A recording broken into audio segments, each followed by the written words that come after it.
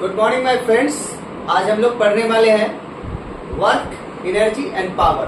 तो आइए डिस्कस करें हम लोग कि वर्क किसे कहते हैं। सबसे पहला टॉपिक हमारा जो होगा वो होगा वर्क।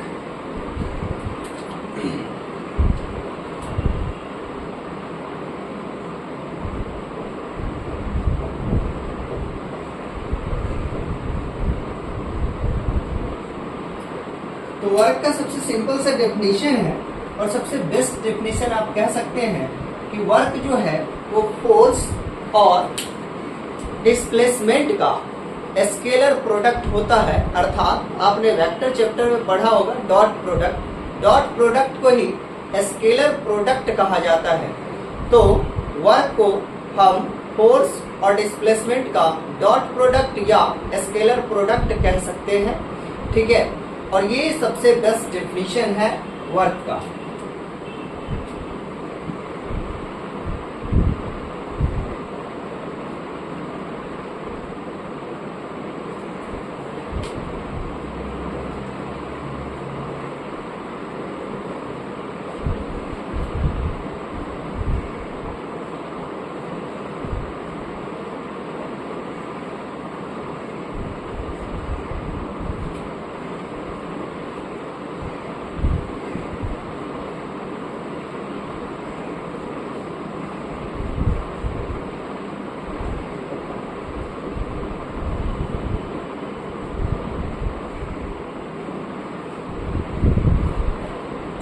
ठीक है, और डॉट प्रोडक्ट क्या होता है?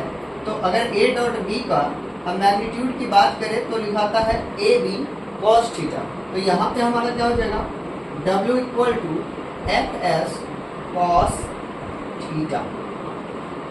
ये हमारा वर्क का फॉर्मूला हो गया।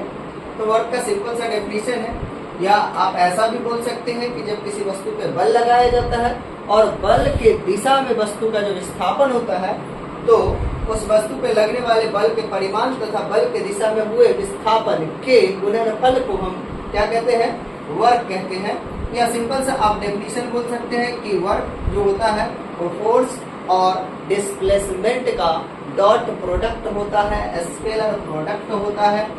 ठीक है, तो हमारा फॉर्मूला आ गया एफ एस कॉस थीटा। अब बात करते हैं कि वर्क कैसा क्वांटिटी है। तो वर्क जो है वो स्केलर क्वांटिटी है। स्केलर क्वांटिटी कैसे है? तो आपने पढ़ा होगा कि जब दो वेक्टर क्वांटिटी का हम डॉट प्रोडक्ट करते हैं तो जो रिजल्ट आता है वो हमें स्केलर मिलता है। तो यहाँ पे स्केलर प्रोडक्ट है वर्क, इसलिए ये क्या है? वर्क स्केलर क्वांटिटी है। तो आइए हम लिख ले कि कार्य एक अदिश राशि है।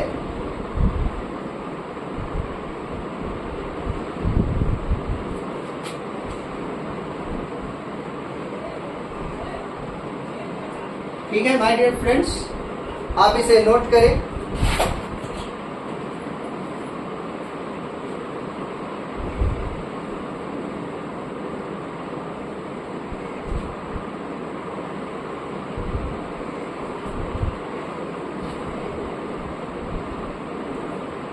अब देखिए वर्क जो होता है हमारा वो पॉजिटिव, निगेटिव और जीरो कुछ भी हो सकता है।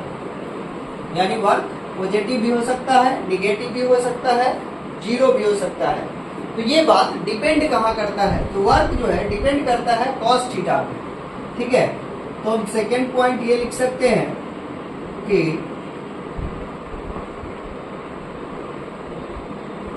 कार्य धनात्मक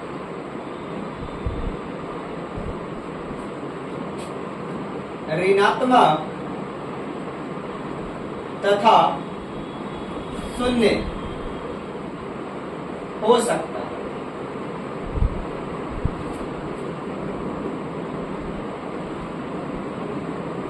इस बात को आगे डिफाइन करेंगे, उससे पहले हम जान लेते हैं कि कार्य का SI मात्रक क्या होता है।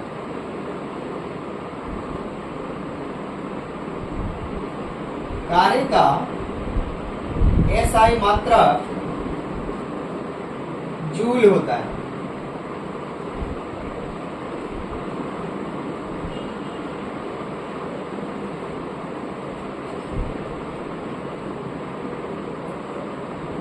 सीजीएस सिस्टम में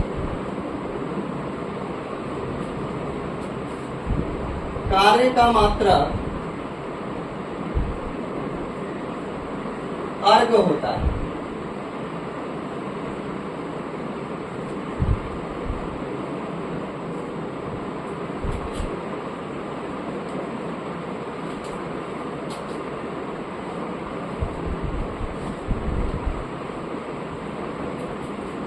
अब 1 जूल बराबर कितना होता है वो देखें। तो 1 joule equal to 10 to the power 7 erg होता है। अब इसकी बीमा की बात करें, इसकी बीमा, तो देखिए फॉर्मूला आप समझिए, वर्क बराबर क्या है, एफ एस।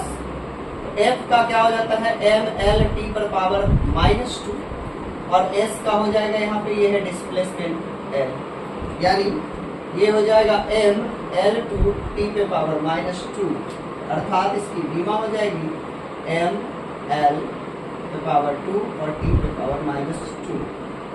तो वर्क की बीमा एम एल टी पे पावर -2 होती है। ठीक है माय डियर फ्रेंड्स, आप यहाँ तक नोट करें।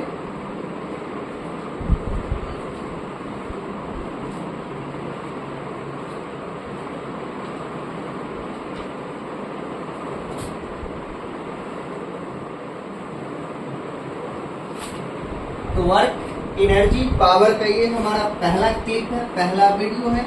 इसके साथ दूसरा वीडियो आएगा, तीसरा आएगा, और इस प्रकार से वर्क एनर्जी पावर का जितना भी कॉन्सेप्ट है वो सब हम आपको बताएंगे एकदम अच्छे से। आपको बस मेरे चैनल पे कंटिन्यूअस बना रहना है और आपके जितने भी फिजिक्स के डाउट है, वर्क एनर्जी पावर से जितने भी कॉन्सेप्ट में कोई भी कंफ्यूजन है वो सभी क्लियर हो जाएंगे।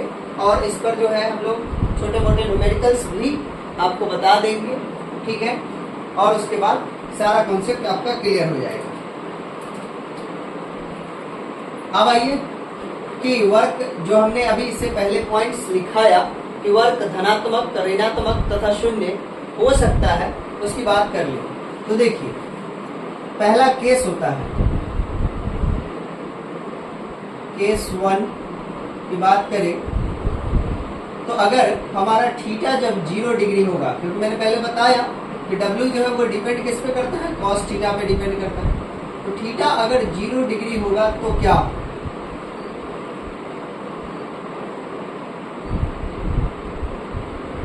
यानी F और S दोनों एक ही डायरेक्शन में होंगे, तब हमारा थीटा क्या बनेगा, 0 बनेगा। अर्थात W इक्वल टू हो जाएगा F S cos 0 डिग्री। और आपको पता है कि cos 0 डिग्री का मान क्या होता है, तो cos 0 डिग्री का मान होता है 1, इसलिए वर्क बराबर हमें मिलेगा एफ एस cos थीटा, यानी इस केस में वर्क हमें मिल रहा है पॉजिटिव। तो when theta equal to 0 degree then work will be positive. तो आप लिख सकते हैं यहाँ पे when theta equal to 0 degree then work will be work will be positive. ठीक है माय डियर फ्रेंड्स, जब हमारा थीटा 0 डिग्री होगा तो वर्क हमारा जो मिलेगा वो होगा पॉजिटिव। ठीक है, अब अगर यही हमारा जो है वर्क अगर 90 डिग्री हो तो क्या हो, ठीक है, आप इसे पहले नोट करें।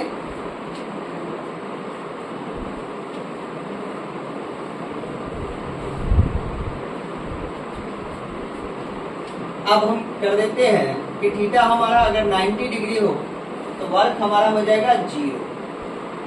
यानी जो जनरल लाइफ में हम वर्क को डिफाइन करते हैं, जैसे आप किसी एक जगह पर बैठकर कंप्यूटर पे कुछ वर्क कर रहे हैं, ठीक है, हम यहाँ खड़े होकर एकदम स्टैंड होकर कुछ लेक्चर दे रहे हैं, तो ये दैनिक जीवन में वर्क कहलाता है, लेकिन फिजिक्स में वर्क नहीं कहलाएगा। वर्क होने के लिए जब वस्तु पर, जब ऑब्जेक्ट पर, जब किसी पिंड पर कोई फोर्स लगेगा तो उस ऑब्जेक्ट में डिस्प्लेसमेंट होना जरूरी है। तब जाकर हम उसे वर्क कहेंगे।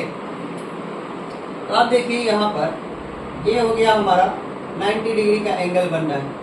अब फोर्स मान लीजिए ऊपर लग रहा है और डिस्प्लेसमेंट हॉरिजॉन्टल हो रहा है। इस कंडीशन में हम जो है वर्क को कहेंगे कि 0 हुआ, ऐसा हमारा फिजिक्स कहता है। तो F बराबर Fs cos 90 डिग्री, तो क्या हो जाएगा Fs cos 90 की वैल्यू होती है 0, इसलिए वर्क कितना प्राप्त होगा हमें 0 हो जाएगा, वर्क विल बी 0।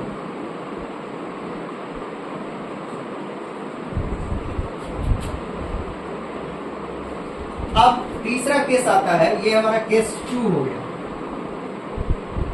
अब केस नंबर 3 की बात करें कि वर्क निगेटिव कब होगा।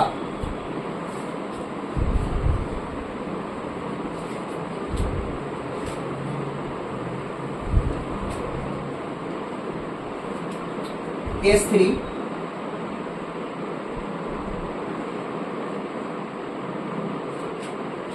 when theta equal to 180 degree, then work will be negative.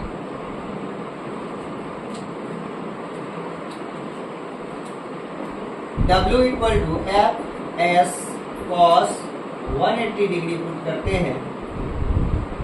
F S cos 180 की वैल्यू होती है -1, तो हमारा जो वर्क मिला W हो गया -Fs, यानी वर्क हमारा क्या हो गया, निगेटिव हो गया।